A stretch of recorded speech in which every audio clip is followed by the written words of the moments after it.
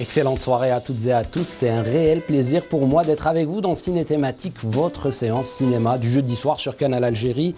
Cette semaine, nous rendons hommage à une femme exceptionnelle, à notre héroïne nationale, Macky Sall, est portée disparue après son arrestation par l'armée française. La Shahida Lella Zulekha Oudey était d'un courage sans limite et d'une détermination farouche et d'une grande volonté de libérer l'Algérie du colonialisme. Ce numéro, chers amis téléspectateurs, est dédié à toutes les femmes moudjahidettes, résistantes, militantes, révolutionnaires, parfois oubliées. Chers amis, bienvenue à vous sur le plateau de Ciné Thématique.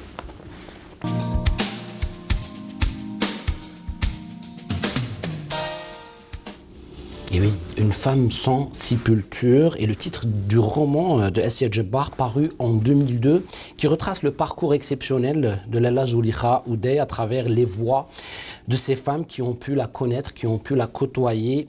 Et c'est un roman à lire absolument, mais dans le même contexte, bien évidemment, dans le même sillage. Il y a un magnifique documentaire à voir absolument. C'est celui de ce soir, réalisé par notre ami Ali Fatah Ayadi, qui a pu filmer des témoignages précieux tels que ceux du Moudjahid Hajj Mohamed Oudey, Allah yarhamou, il nous a quittés, de Khadija Oudey, fille de la martyre, bien sûr, Lella Zulekha Oudey, et Ahmed Rabelou, ex-officier de l'ALN, malheureusement encore une fois disparu. Et bien évidemment, je vous invite tout de suite à découvrir un extrait de votre documentaire de ce jeudi soir. مالا وقت اللي المغرب خلاص راحوا هذاك اللي تبليسه جا قالنا يا ودي زوليخا شدوها قال لك انا كنت بعيد عليها خاطر قلت لهم قالت لنا يا ودي ماذا بكم ما نبقاوش في بلاص نتفارقوا لعل يفضل فينا واحد ولا زوج وهكذا كان الحال. قالنا وقت اللي انا بعيد عليها وسمعت واحد العسكري قال لخوها اخوي قال له واحد العجوزه مسكينه راهي هنايا قال لك سمعت قال لها نوضي يا يما نوضي. من بعد كي شدوها خرجوها اللوطه هربت ولات هربت. من بعد تبعوها كي تبعوها وساو لها الحبيله هكا. الناس اللي ليموهم العسكر هما حكاونا باللي جابوها بالحبل هنا.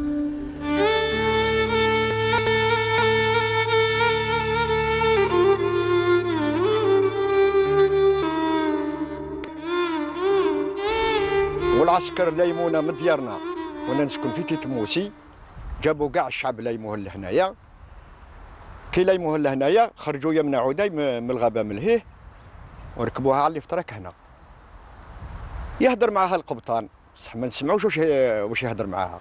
واش قالت الغاشي قالت لهم شوفوا يا الشعب فرنسا واش دارت جابت باتايون عسكر وشقات على مراه. تحيه للجزائر.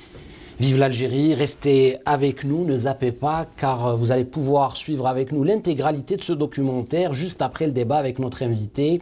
Il s'agit bien évidemment du réalisateur et documentariste Ali Fatah Ayadi qui a accepté l'invitation de Ciné Thématique qu'on accueille juste après ça.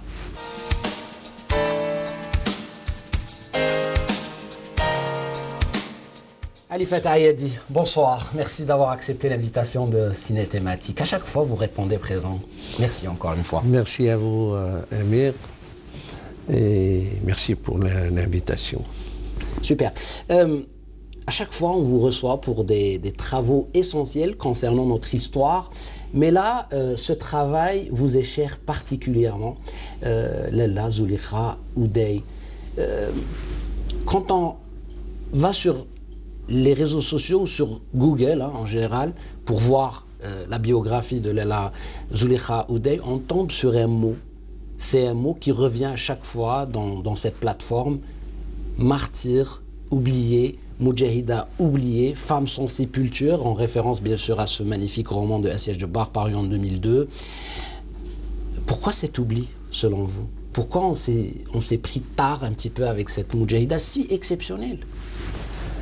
En fait, cette dame, comme tu le dis, exceptionnelle, est une femme exceptionnelle. C'est une femme au destin exceptionnel. C'est une femme qui aurait pu être une femme normale parce qu'elle est natif de Marengo, Hadjot aujourd'hui, issu d'une famille aisée, pour ne pas dire assez aisée. Elle épouse... Son père était propriétaire terrien, c'est ça? Tout à fait. Elle aurait pu avoir une vie complètement normale, hein, aisée, aller à l'école, avoir ce qu'elle voulait, et voilà. Et donc, même dans la famille, elle épouse donc le Hadj Ahmed Doudey, qui est maquignon de son état et très connu dans la région de Cherchel, aisée aussi. Oui. Mais elle, dès son jeune âge, à l'école déjà, elle a vu la différence qu'il y a entre ce qu'on appelait à l'époque les indigènes et les enfants du colonisateur. Son père, lui-même, était président d'une association des écoles indigènes. D'accord. Il a donné une bonne éducation à sa fille. Et dès son jeune âge, elle a vu l'injustice contre laquelle elle s'est élevée. Ce qui est incroyable, M. Ali Fatah Ayadi, il y a un dominateur commun, hein, donc c'est celui de la prise de conscience assez rapide. On le voit chez beaucoup de personnalités algériennes. C'est à l'école qu'on se rend compte de la différence, de la maltraitance, de cette ségrégation. Elle est là, c'est tout d'abord, ça se passe à partir de ce moment-là. Ça peut se passer à l'école, comme cela peut se passer dans les villages, dans les villes algériennes de l'époque. Oui. On était appelés indigènes. Et ça résume cela. Et donc, elle, très jeune, elle a pris conscience. Et déjà en 1945, parce que son frère a été mobilisé pendant la Deuxième Guerre mondiale. Il est allé se battre pour un pays qui n'est pas le sien. Et il est revenu dans un cercueil. Oui. Elle s'est élevée contre cela et elle criait et elle le disait haut et fort que ça n'est pas, vous nous avez pris nos enfants, nos frères comme chair à canon. Ça déjà c'était assez avant-gardiste en matière. Absolument, absolument. Il faut dire aussi qu'elle maîtrisait très bien le français et elle n'acceptait pas. Elle n'acceptait pas cette vie. Une fois mariée, et puis donc à Cherchel, habitant Cherchel, dès 1954, elle était aux anges, parce qu'elle disait aussi à son père, lors de l'enterrement, ils n'ont rien pour attendre. Et ceux qui sont rentrés par les armes ne sortiront que par les armes. Que par la force des armes. Et donc, en 1954, elle accueille avec des huyous, j'allais dire, le déclenchement de la révolution, algérienne. Oui. Mais elle va plus loin. Quand son fils, qui a été lui aussi, l'Habib, mobilisé en Indochine, quand il revient, il est revenu, et lui-même était déjà plus ou moins insoumis, parce qu'en Indochine, une petite anecdote, en Indochine, il donne un coup de boule ou un coup de tête à son capitaine.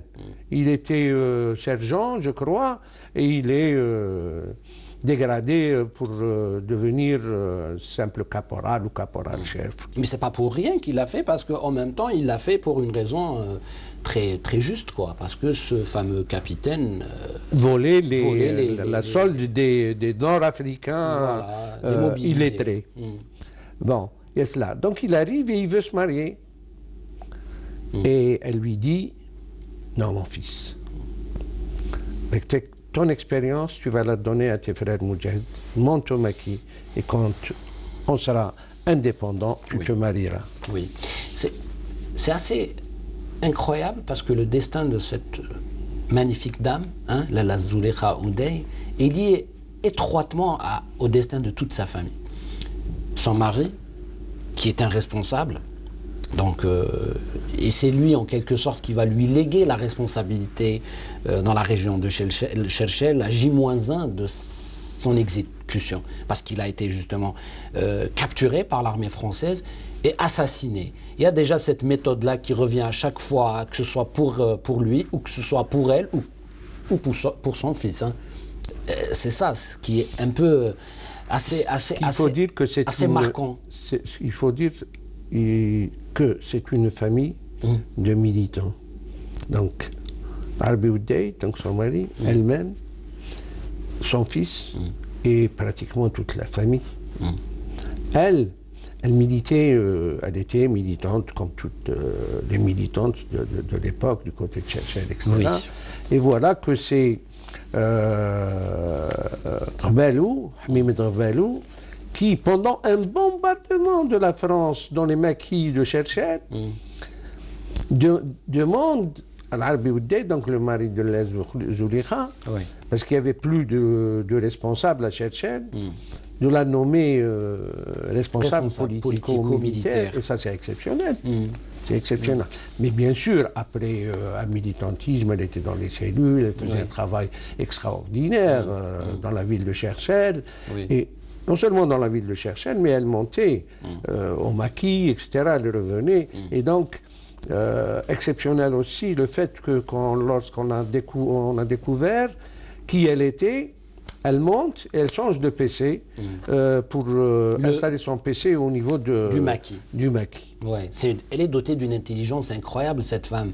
C'est ce qui fait son exceptionnalité, j'allais dire, parce que à un moment donné, malheureusement, bien sûr, on assassine son mari et elle trouve le moyen d'aller se plaindre et bien évidemment de récupérer, de restituer une grande somme d'argent à la LN. C'est-à-dire que cet argent était chez les officiers français qui ont été à l'origine de l'assassinat de son mari. Il faut le faire à l'époque. Oui, en effet, quand il a été assassiné, on a trouvé sur lui une somme, la somme exacte de 30 millions de centimes de l'époque, une montre à gousset, très belle montre, etc.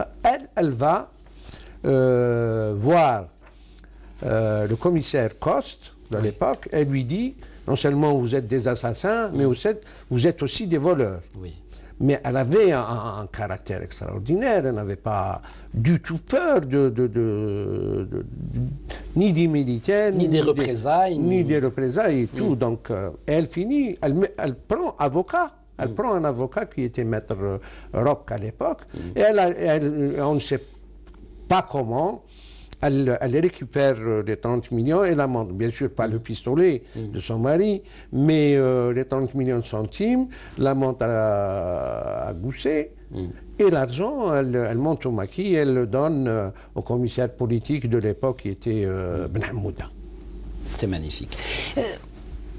Il y a une genre de cellule féminine à Cherchel. Hein. Donc là, j'ai ainsi bien sûr Qaddam, Zoubida, Zahiya, Belmuqaddam et Khaira, donc Ghbalou hein, aussi, qui faisait de la résistance, mais pas que, parce que ces femmes-là ont pu avoir une multitude de fonctions au sein de la Révolution. Tout d'abord, des femmes qui collectaient les médicaments. Hein, et il y a cette fameuse opération mercurochrome et d'aspirine qui dérangeait incroyablement l'ennemi. Il y a aussi cette collecte aussi de vêtements chauds pour les moudjahidines au maquis, mais également des collectes d'armes et pouvoir faire des liaisons, pouvoir échanger des lettres. Il y a eu même Abban Ramdan qui a été dans cette région. Il a félicité le travail de la Zoulikha Oudey. Oui, donc la Zoulikha Oudey, quand elle est devenue, elle était déjà dans les cellules. Quand elle est devenue responsable politico-militaire, elle avait plusieurs cellules. Des cellules, elle dirigeait des cellules d'hommes comme des cellules de femmes. Oui. Elle faisait de la sensibilisation aussi. Il faudrait aussi rendre hommage à sa fille Khadija, Allah yarhamha, qu'elle repose en paix.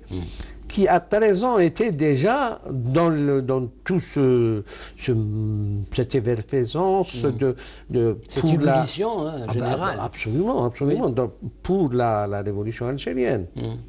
C'est incroyable parce que en même temps, la défunte, hein, sa fille, hein, disait que je me contentais juste d'écouter, de ne jamais parler. Et là, vous me tendez la perche pour vous poser cette question sur... D'abord, vous m'avez même pas, enfin, vous m'avez pas répondu pour la première question. Pourquoi avoir tant attendu? Je vous pose la question en tant que témoin, bien sûr, et en tant que documentariste, réalisateur qui s'intéresse réellement et activement à l'histoire de notre révolution. Pourquoi il y a eu ce retard dans la recherche, la transmission de ce qu'a fait justement Lalla Zulekha Oudey? Ça, c'est de un. Et de deux, bien évidemment, on le constate dans votre documentaire, cette collecte de précieux témoignages. Et c'est des personnes qui sont parties tout récemment. On aurait pu ne pas les avoir carrément eues dans votre documentaire. Bon, d'abord, la première question, comment j'ai eu l'idée de faire ce travail? J'étais avec Moussa Haddad sur le travail de Hassan Terro. Hassan Terro au Maki, avec Richard. On est parti pour un long métrage, on a fait une série. Et là, on est en 1975. On est en 1975. Ouais. Après le boulot, je commençais à fréquenter les gens de Cherche. Ils nous aidaient pour Hassan Terro au Maki et tout. Et j'ai connu un des enfants de la Zulekha Oudey. Mais je n'ai pas eu l'information par lui. J'ai eu l'information par d'autres gens, des amis à lui, etc., qui m'ont raconté, qui m'ont dit, voilà. Et là, je me suis dit, Ali, ça c'est un sujet. Il faut absolument que je fasse au moins un documentaire, si ce n'est pas un film sur la Zulekha Oudey. Et 75, on est resté une année. Après, d'autres circonstances. On va attendre jusqu'à 1982 pour lui mettre une sépulture, c'est ça? Oui, parce que Qu'est-ce qui s'est passé entre 75 et 82? On va pas, Amir, on va pas quand même raconter le film. Non, mais, non, mais c'est clair, mais c'est juste. Pour l'histoire, quand elle a été arrêtée, donc elle a été torturée pendant 10 jours. 10 jours. Elle a été arrêtée à une certaine date. Elle n'a pas. C'est les militaires de Novi qui ont annoncé sa mort 10 jours après. Oui. 10 jours après à Novi. Mais juste après, c'est-à-dire on n'a pas vu de gens qui étaient dans ces cellules, les deux cellules femmes et hommes, être arrêtés. Ça veut dire qu'elle n'a pas donné. Oui. D'ailleurs, même son fils n'a rien donné. Et comme chose bizarre ou je ne sais pas comment, même son fils, quand on ne sait plus, on ne sait pas du tout. On sait qu'il a été tué du côté de Blida, du côté de Sheria, mais on n'a pas retrouvé sa tombe. Oui. Si on a retrouvé la tombe de la Zulekha Oudey, c'est parce que des gens qui habitaient à côté du lieu où elle a été jetée, il y avait des gens qui... D'ailleurs, il y a dans le documentaire un témoin qui raconte. Et il dit, dès qu'on entend les camions, on sait que les militaires français vont jeter des corps à côté de l'Oued. Les militaires partis, ils sont sortis. Le père et 2 de ses enfants. Et ils ont vu 2 hommes et une femme. Ils les ont enterrés. Ils ont été chercher des pelles et des pioches, ils les ont enterrés. Mais ils ont remarqué, et c'est ça le témoignage d'un des enfants de ce monsieur qui est décédé aussi, que les pieds de la femme qui était là n'étaient pas des pieds de paysanne. Et ils en ont déduit... C'est-à-dire que c'était des pieds d'une femme citadine. Entretenue. Et tout. Et donc ils se sont dit, comme il n'y a qu'une moudjahida de la ville, que c'est Zulekha Oudey. Donc l'épouse de Hajj al-Arbi Ouday. Voilà comment. Mais ils n'ont rien dit. Et après l'indépendance, la famille cherchait les corps du fils et de la mère. Et ils ont retrouvé cette personne qui a dit oui, on n'a pas parlé parce qu'on avait peur. Oui. Et que ça n'est qu'en 82, c'est-à-dire qu'on a su qu'elle était enterrée. Elle a été donc déterrée et emmenée dans le cimetière de Marceau. Exactement, du côté de Cherchel, donc... les menaceurs. Effectivement. Et vous m'avez raconté que durant ce documentaire, vous avez vraiment eu le plaisir de rencontrer ce monsieur-là qui est d'une humanité incroyable et d'un humanisme inouï. Il s'agit bien sûr du Hajj Mohamed Oudey qui pleurait à chaque fois quand on lui parlait de Lalla Zulekha Oudey. Il était d'une sensibilité très grande sensibilité. Et puis aussi M. Ahmed Rabelou. Qu'est-ce que vous gardez de ces deux personnes qui vous ont accueilli durant... Vous avez travaillé avec ces personnes combien de temps? Vous êtes resté combien à faire ces témoignages? Bon, d'abord j'ai été les rencontrer, bien sûr, discuter avec eux, passer chez d'autres gens aussi, là où elle a été, dans le maquis, parce que le village où elle était aussi, le village des Oudey, a été bombardé. Oui. Bombardé, donc il n'existe plus. Mais il existe encore un endroit où elle était aussi, où il y avait donc les Moudjahidines, chez les Oulhendi. Vous verrez qu'à la fin de... moi, dès que j'en parle, j'ai la chair de poule, parce que les gens qui l'ont connue parlent d'elle comme sa fille. Elle dit, c'est une femme normale, qui éduque ses enfants, qui est ceci. Très bonne, parce que quand les gens viennent, on vient la voir pour les mariages, on vient la voir pour aller avec les femmes qui ne parlent pas français chez le médecin, parce qu'elle les aider, très bien le français et tout. Et donc, elle était bonne. Elle était bonne avec les gens, mais elle était pas bonne du tout avec l'ennemi, avec le colonisateur. Et là, par exemple, un jour, elle partait avec... elle était elle partait au marché ou... Là, c'est vous qui racontez le doc, par contre. Non, parce que on a envie, parce que c'est une dame, comme on a dit, une grande dame. Parce que moi, quand on m'a raconté son histoire, j'ai été subjugué. Et je me suis dit, il faut absolument que je fasse quelque chose pour cette femme. Elle, c'est-à-dire qu'un destin exceptionnel, comme on l'a dit, et elle, comme toutes les... Elle fait partie des Jamilettes.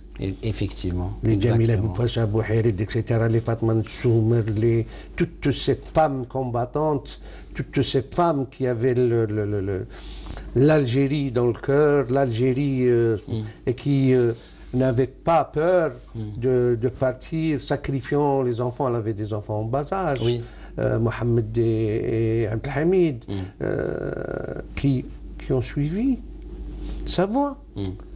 À l'indépendance et bien après, Mohamed Oudey, qui a combattu l'autre terroriste en Algérie, l'autre Hydre. Donc, ils ont la révolution, ils ont l'Algérie dans le sang. C'est le mot. Il y a une photo qui existe d'elle, une photo inédite, mais malheureusement, c'est une photo très violente, où on la voit attachée à ce camion avec des menottes, mais avec un visage qui nous rappelle aussi le visage de l'Arbi Ben Mehdi un petit peu, parce qu'elle est là, elle est un peu souriante. Alors, laisse-moi te dire, je vais vous laisser, bien sûr, Amir, que Zulekha, toutes les photos ont été détruites, il ne reste que 2 photos.